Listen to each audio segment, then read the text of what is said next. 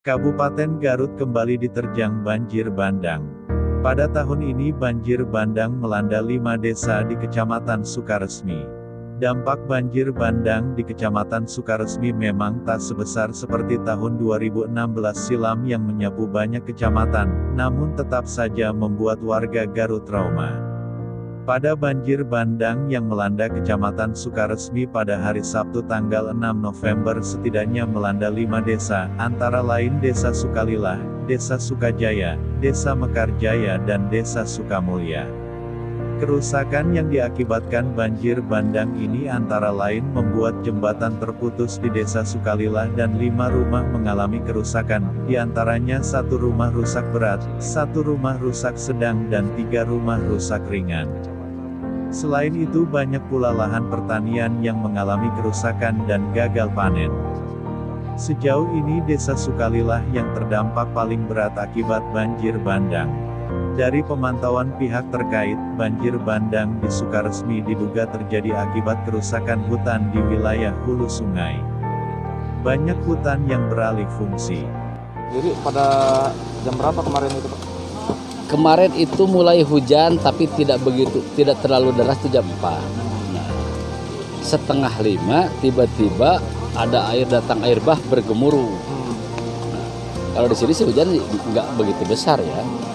Jadi kemarin kejadiannya setengah 5. Saya juga tidak menduga kalau jembatan ini bisa hancur lah, bisa terbawa. Nah, yang di bawah yang di Kampung Cilegong itu yang kena langsung ada 5 rumah.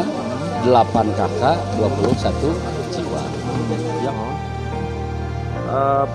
Pak Haji, ini kejadian banjir bandang kapan Pak Haji? Kemarin setengah 5. Setengah 5 sore? Iya. Bagaimana awal kejadiannya Pak Haji? Kedengarannya seperti kapal udara. Bergemuruh gitu? Iya. Lalu tiba-tiba gimana? Tiba-tiba air besar, batu-batu banyak kesini turun. Kemudian ada berapa rumah yang hancur ini? 1 yang hancur mah, yang 2 penuh lumpur. Oh, terdampak juga karena lumpur tapi tidak hancur? Tidak. Yang hancur ini atas nama siapa Pak? Tak Atang. Pak Atang. Tapi tidak ada korban jiwa? Tidak ada. Tidak ada ya. Ini kejadian sudah yang keberapa kali Pak? 3 kali. 3 kali seperti ini? Iya. Dari sungai mana ini kejadiannya? Sungai Cilegong. Sungai Cilegong. Ya Pak, seperti apa penanganan selanjutnya nih Pak mengenai banjir bandang ini Pak? Ya, mungkin yang pertama kita sepakat dengan Forkopimda Kecamatan Sukaresmi. Hari ini kita lagi melaksanakan asesmen untuk menentukan langkah-langkah percepatan penanganan bencana ini. Dari data yang Bapak dapat, ada berapa korban ini Pak? Berapa rumah yang terdampak Pak? Untuk korban tidak ada, alhamdulillah. Untuk yang terdampak ini sekitar 335 ya. 305 yang terisolir. Ya, kakak. Ini hari ini kita juga akan coba fasilitasi. Kalau rumah yang rusak Pak? Rumah yang rusak cuma 3 rumah. 3 rumah? Ya, rusak berat. 1 rusak berat, ya. 1 rusak sedang, 3 rusak ringan. Ya.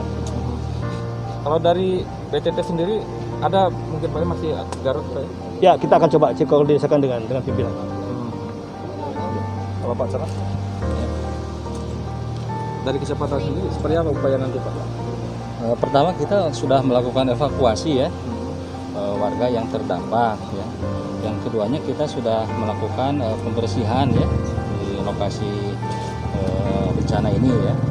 Yang ketiga yang terpenting kita akan menindaklanjuti bagaimana kedepannya mengenai keberadaan mereka ya, khususnya di daerah-daerah yang rawan yang bertempat tinggal di rawan bencana ini. Katanya di atas sana ada kerusakan hutan begitu Pak? Ya, sepengetahuan saya bencana ini diakibatkan oleh curah hujan ya, curah hujan yang cukup tinggi begitu. Mungkin faktor lingkungan hutan juga mempengaruhi Pak ya? Kalau untuk hal tersebut kita sudah bicara dengan pemangku kepentingan di sana ya, supaya dilakukan pengecekannya. Seperti apa Pak personel yang diterjunkan hari ini? Baik dari dalam menyikapi situasi yang terjadi, kemarin kita kerahkan dari rekan-rekan TNI dengan Polri, berikut warga, Satpol PP, beserta Ormas bahu-membahu kemarin bersama-sama. Karena kemarin cuaca terlalu gelap gitu, sementara kami hentikan kemarin. Baru pagi ini kami kerahkan semua warga dari 3 RW, dia ada di Desa Sukalila. Kemudian dari bantuan dari Polres Sabara dipimpin sama Pak Kapolsek, kemudian Satpol PP dari Kabupaten, kemudian dari Ormas PP dan juga dari anggota Dewan hadir, dari PDI Perjuangan Pak Yuda, termasuk dari TNI kami hadir untuk menanggulangi hal-hal yang sifatnya urgensi, terutama evakuasi warga dan penyelamatan, termasuk pembersihan, termasuk pengecekan yang kira-kiranya urgensi yang hari ini bisa dilakukan. Seperti apa Pak kunjungan hari ini Pak? Saya mendapat kabar dari semalam dari kawan-kawan PACPD Perjuangan Kecamatan Sukaresmi baru bisa berkunjung hari ini. Pertama memberikan santunan dulu untuk 8 kepala keluarga berupa bingkisan sembako yang terdampak oleh banjir bandang kemarin sore. Kemudian khusus untuk Pak Atang dan Ibu Tete memberikan santunan uang tunai sedikit karena memang rumahnya rubuh. Rumah Pak Atang yang paling pertama ini dan rumah Ibu Tete, ada 2 rumah yang rubuh karena banjir bandang. Nah, keduanya BTT itu masih tersisa 6 miliar ya di APBD Garut tahun anggaran 2021 masih ada belanja biaya tak terduga sebesar 6 miliar. Harapan kita sekarang pemerintahan kecamatan, Forkopimcam sedang rapat dengan pemerintah dengan perwakilan Pemkab Garut, terutama dari BPBD. Harapan kita ini bisa ditetapkan status tanggap darurat agar penanganan jembatan yang rubuh di Pelag, termasuk penanganan rumah rubuh ini, termasuk mungkin bantaran-bantaran sungai yang terdampak oleh banjir bandang, bisa dialokasikan dari BTT. Karena ini harus segera, karena Pelag itu ada kampungnya sebanyak 335 kakak. Tentu kalau sampai terisolir, dampak perekonomiannya akan meluas. Kasihan warga di sana, tentu semuanya akan terhambat. Harapan kita hari ini bisa ditetapkan status tanggap darurat, kemudian BTT bisa dialokasikan untuk penanganan semuanya komprehensif. Itu saja, terima kasih. Musibah bisa datang kapan saja dan tidak pernah tahu, tidak pernah kita inginkan. Desa Sukalila khususnya Kampung Cilegong sudah seolah menjadi langganan banjir bandang. Kami tidak bisa memberesi secara sendiri untuk tidak terjadi musibah di kemudian hari. Perlu penanganan juga di hulu yang menurut kami sangat kompleks permasalahan. Dari mulai masyarakat mencari nafkah di kebun, di satu sisi alih fungsi hutan yang begitu gencar dan mengakibatkan beberapa di daerah lah banjir bandang yang saya rasakan juga sendiri saat ini. Tolong untuk rapat koordinasi secepatnya, jangan sampai di kemudian hari terulang. Untung kami di sini tidak ada korban jiwa. Kalau ke depan, ya saya tidak tahu lah ya. Mudah-mudahan jangan sampai lah. Tolong Pak Bupati atau kepada dinas yang terkait lah untuk segera menangani pembenahan di hulu hutan dari mulai BKSDA, Perhutani juga kepada masyarakat. Bijaklah mengelola tanah. Ingat, jangan hanya mengejar keuntungan dari bertani sementara kerugian yang di bawah Kak banyak. Mungkin gitu aja lah Pak. Kalau di atas itu lahan apa Pak? Perhutani dan BKSDA, cagar alam. Sejauh ini Pak, bantuan apa saja yang disiapkan untuk korban banjir Pak? Korban banjir, yang pertama saya sampaikan untuk bantuan yang kami terima itu dari Dinas Sosial, dari Polres, dari Kodim, dari Pajirokla Bandung, kemudian dari Basnas, terus dari PBBD, dan banyak lagi yang tidak bisa saya sebutkan satu persatu. Yang jelas untuk kebutuhan pokok sementara masih aman. Kemudian untuk penyalurannya, kami pastikan ini ada 2 lokasi.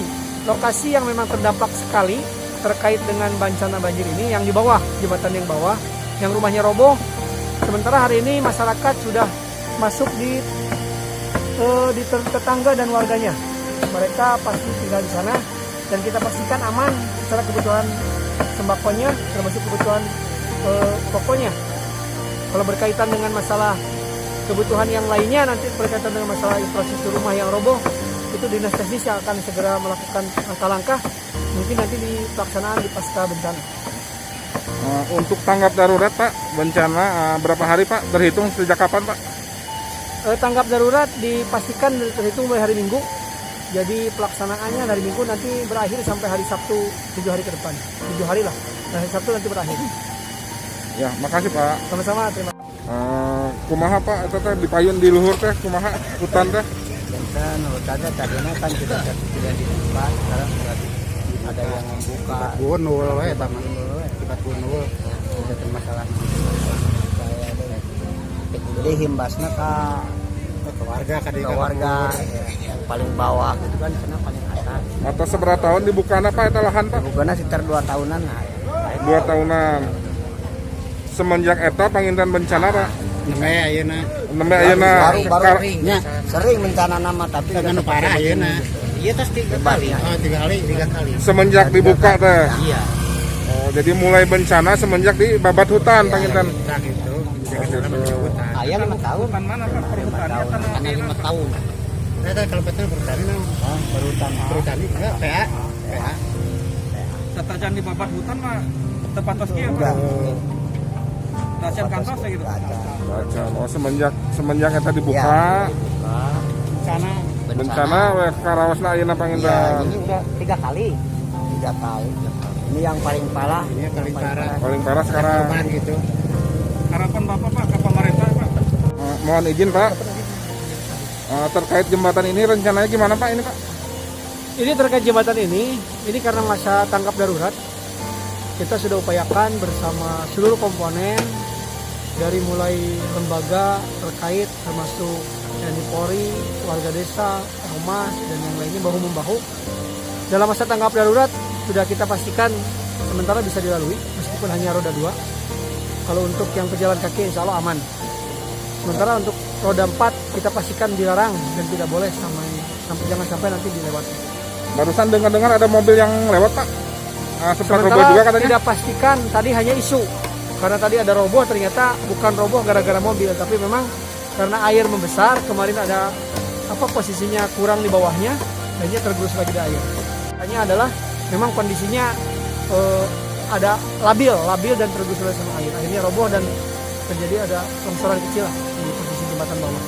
Untuk kegiatan kelanjutannya nanti itu dilaksanakan pasca banjir, pasca darurat ya, bukan di masa transisi darurat. Itu nanti akan dilakukan oleh dinas teknis dan mungkin dari dinas teknis PUPR termasuk dari instansi terkait lainnya sudah melakukan perhitungan secara jelas. Kemudian nanti mungkin akan dipastikan pada saat pasca darurat akan dilakukan perkembangan pembangunan berikutnya.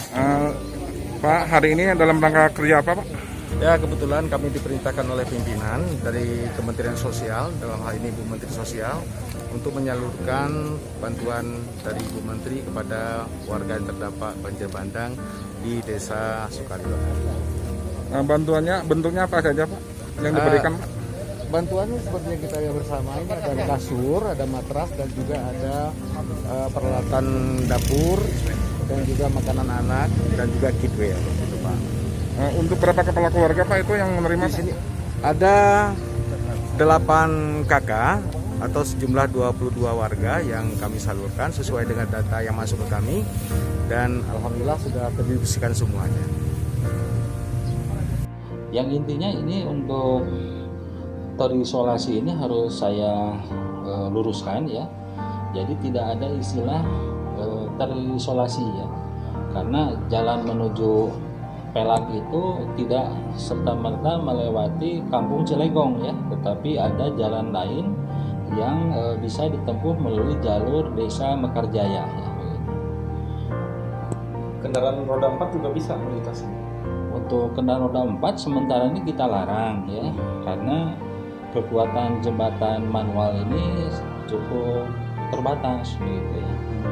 Dan ini sangat dikhawatirkan apabila dipaksakan kendaraan roda 4 maupun kendaraan truk begitu ya, ini tentunya tidak akan bisa ya mampu menahan beban yang ada begitu ya. Kabarnya banyak tamu dari luar kota yang berkunjung ke Kampung Pelang itu mobilnya tertahan di sana, betul? Ya, untuk sementara ini demi keselamatan ya, kita sudah koordinasi dengan Polantas ya, juga Polsek ya, juga Dishub. Untuk sementara ini kita larang kendaraan roda 4 melintasi jembatan tersebut ya, demi keselamatan ya. Jadi tidak benar Pak, terisolir itu tidak benar. Ya, kita sudah menemukan jalan setapak ya dari Kampung Pelak menuju Desa Mekarjaya. Itu bisa dilalui oleh kendaraan bermotor ya, roda 2 ya, juga pejalan kaki ya. Tapi kita untuk roda 2 itu kita dikhawatirkan licin ya, karena jalannya cukup sempit ya, dan bebatuan juga sedikit menurun jalannya ya, menanjak dan menurun ya. Jadi tadi yang terdampak itu totalnya ada berapa desa Pak? Yang terdampak ini kalau menurut hasil cek kami ke lapangan ini ada 4 desa ya. Satu Desa Sukalila yang terparah gitu ya, yang ada korban jiwanya. Yang kedua ada di Desa Sukajaya ya, yang terkena itu dampaknya adalah kebun dan sawah ya. Yang ketiga Desa Mekarjaya ya, itu hanya perkebunan saja ya. Dan yang keempat Desa Sukamulya ini kebun sawah dan satu jembatan yang terancam